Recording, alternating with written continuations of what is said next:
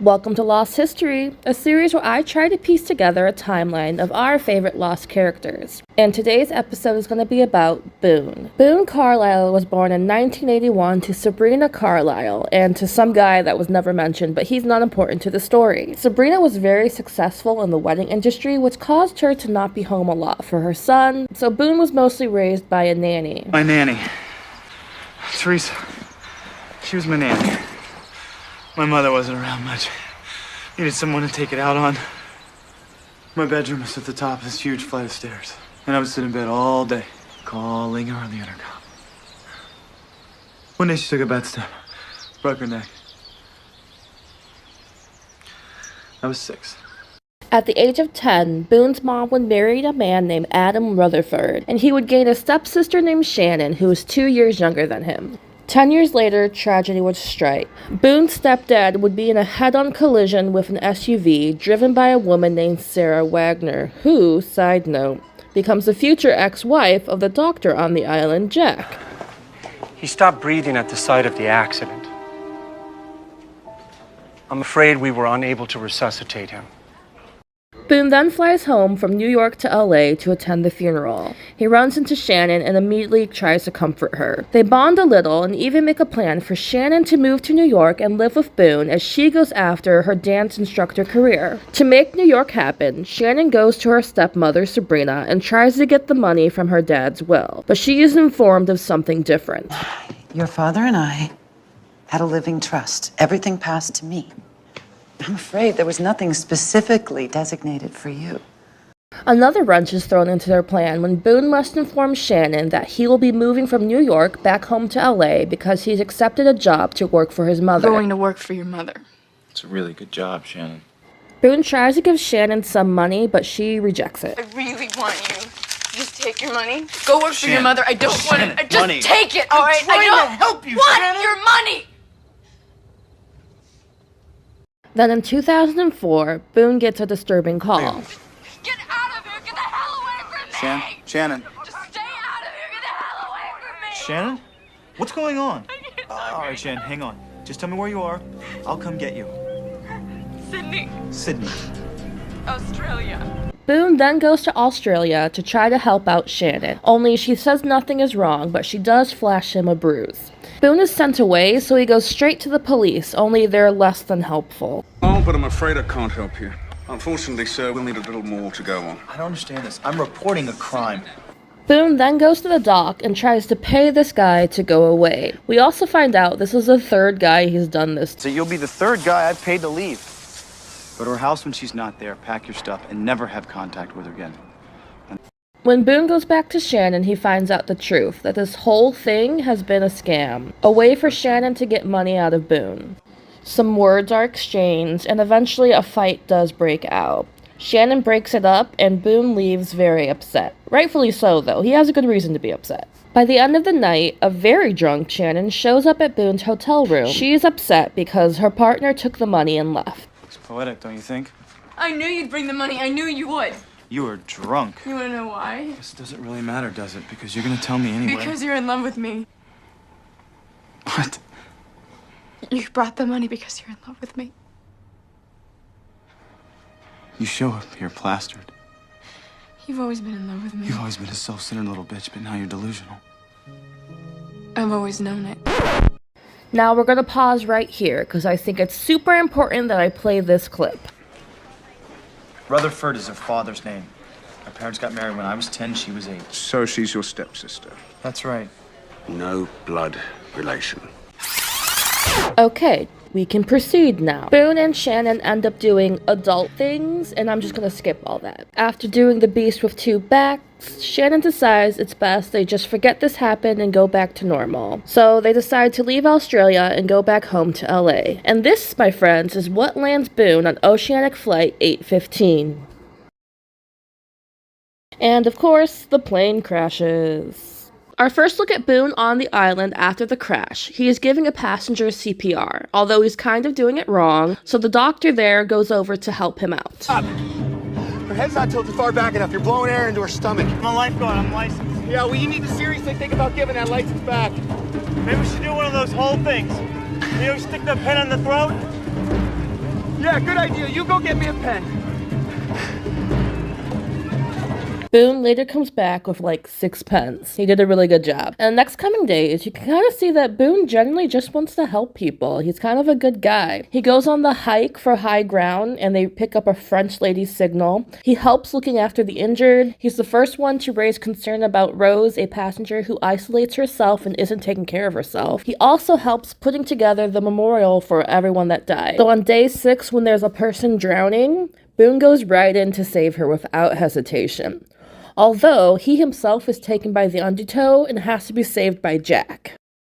It makes me kind of think that Boone was a terrible lifeguard. That same day, Boone does have a bad guy moment. When it turns out the water is dwindling, Boone kind of steals it when it's left alone to like ration it and be in charge of it so it will last longer. Which, in retrospect, bad idea, but he had good motives. The Islanders are kind of mad at Boone after that and treat him like an outsider for a little bit, but they don't stay mad for very long and welcome him back into the group. However, on day 8, a conflict arises. While going through the stash of another Islander, Boone is caught by him and beaten up. Shannon then drags him to the Dr. Jack so he can treat his injuries, and Boone explains why he was even going through the stash in the first place.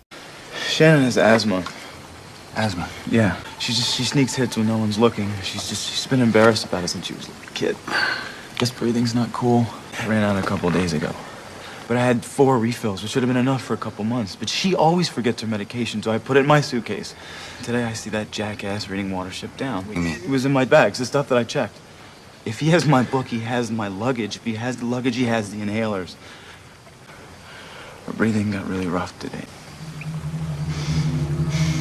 The Islander who beat up Boone is lightly tortured for the inhalers, and turns out he doesn't actually have it. Have no fear though. Sun comes in to save the day by making a paste from the island plants. I don't know. It was like some miracle. She just showed up with that mixture. She rubbed it on Shannon's chest, and 10 minutes later, she was breathing. On day 16, when pregnant castaway Claire is kidnapped by the others, Boone, of course, as a good guy, volunteers for the search party. Could use another hand if you're up for it. I'm up for it. Then let's get moving. He's paired up with one John Locke, and they bond over their past lives before the island, and generally get along very well. What do you do in the real world, Mr. Locke? Why don't you guess? Well, you're either a taxidermist or a hitman. I was a regional collection supervisor for a box company. A box company? And they made boxes. Yeah, right. Well, temporarily. It's gonna start raining in 1 minute. 1 minute. You ever take a few seconds? You should turn around, Boone, and head back. What? Trail's been cold for a quarter mile. Dangerous terrain ahead. You start now, you'll make it back to camp before dark. What about you? I can take care of myself. No, I'm not gonna head back. I admire your courage, but you I'm should... not heading back. All right.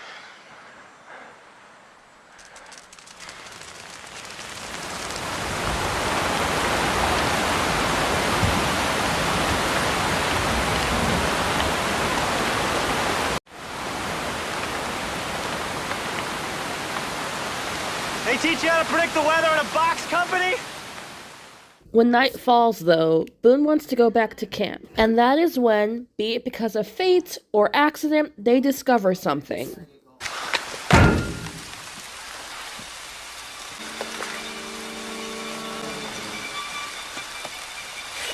What is that? What is that? That's what we're gonna find out. The thing they uncovered is a hatch, and the hatch becomes the new priority for John Locke and Boone. Where have you been? What do you mean, where have I been? You and Locke have been leaving before sunrise and coming back after dark for the last 4 days. What are you doing out there? Is he your new boyfriend?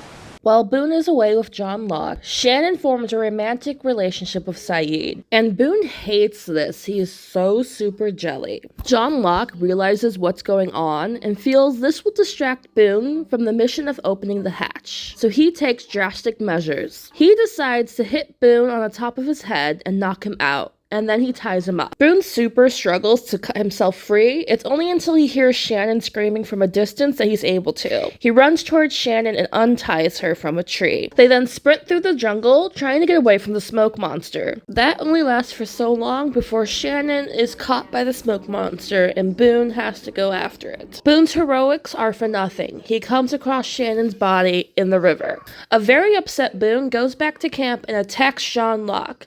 Only John Locke begins to tell him the truth, that he was drugged, and what he saw was kind of like a spirit journey from the island. You drugged me. I gave you an experience that I believed was vital to your survival on this island. I saw her die. How did you feel when she died? I felt relieved. I felt relieved. Time to let go. With renewed faith in the island and in John Locke, Boone goes back to the Hatch project without any distractions. Locke then gets the idea to build a trebuchet, and on day 39 it is complete, and they use it to try to open the hatch.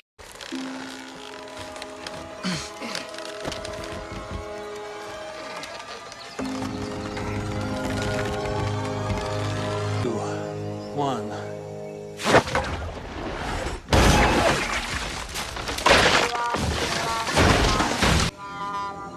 This was supposed to work. This was supposed to work! John! Your leg, man.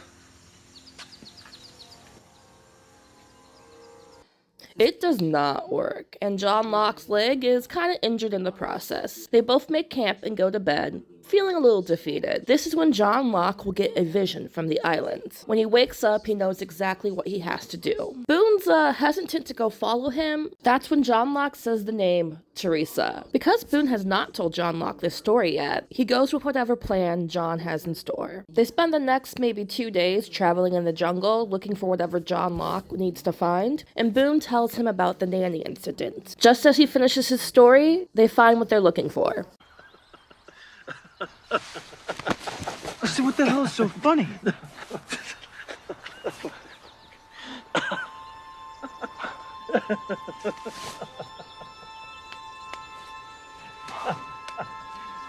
Is that the plane you saw?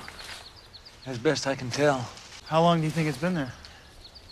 What's important is what's inside it. You're gonna have to climb up there for us and find out. Boone makes the climb up to the plane, and at first he's really frustrated because the only thing he can seem to find are Virgin Mary statues with heroin. The plane belongs to drug smugglers.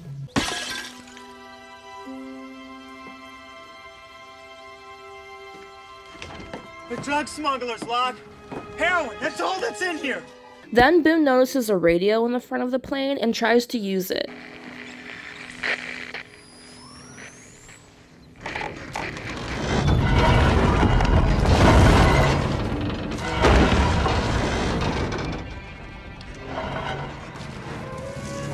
Boone! Boone, get out! Mayday, mayday. Boone, there's no time! Get out now! Hello? Hello? Can you hear me? Survivors of the crash of Oceanic Boone, Flight get out! 815. Please copy. Get out now! Oceanic Flight 815.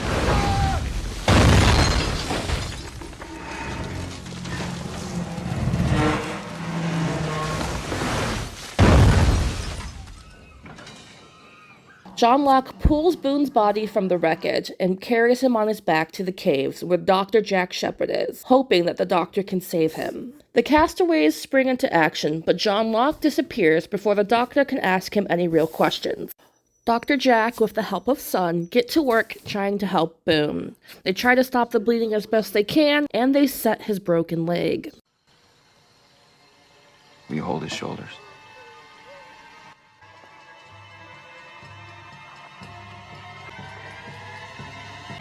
Here we go.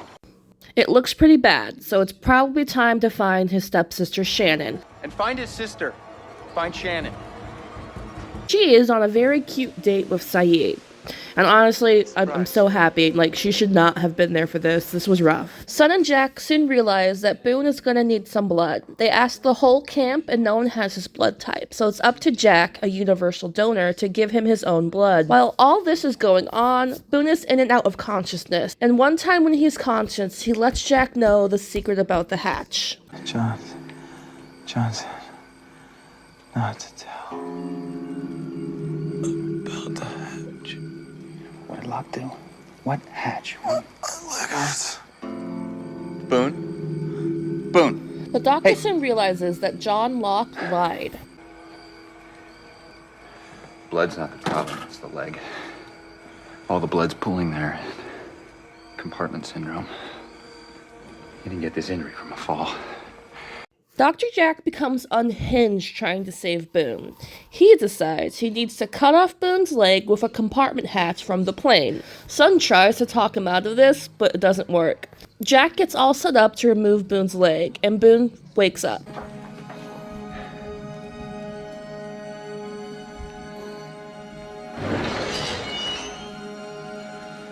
Wait. I have to. Oh, man. There's no chance. Really? I'm not gonna let you give up. I know you made a promise. Letting you off the hook.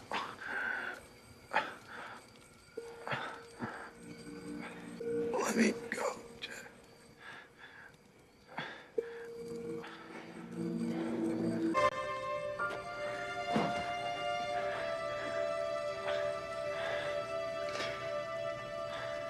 I'm sorry. So on November 1st, 2004, day 42 on the island, Boone passed away. His last words were, Tell Shannon. Tell.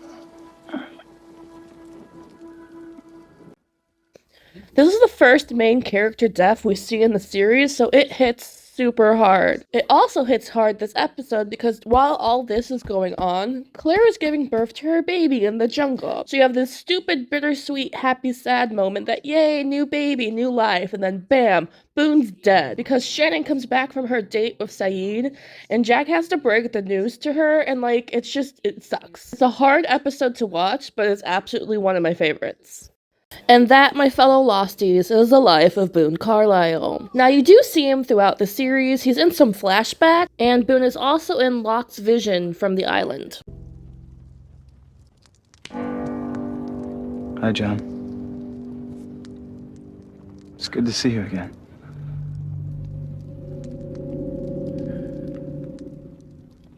What's that, John? Oh. You're sorry. That's okay. But I was the sacrifice the island demanded.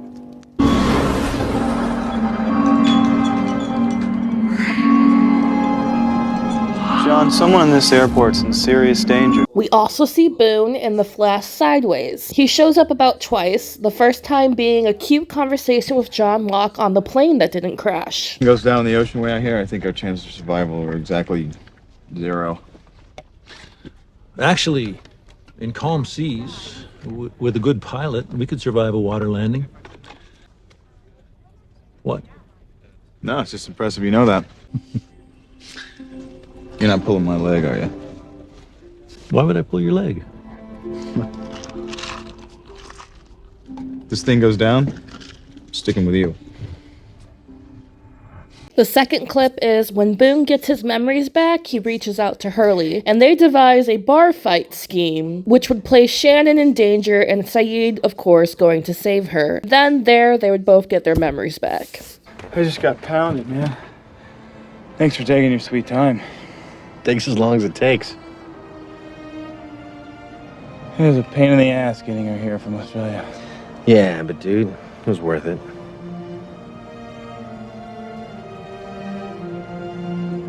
Should I go get him? Nah, let's give him a minute. And of course, he's at the church at the end. And this is the story of Boone Carlyle. Thanks for sticking around till the end.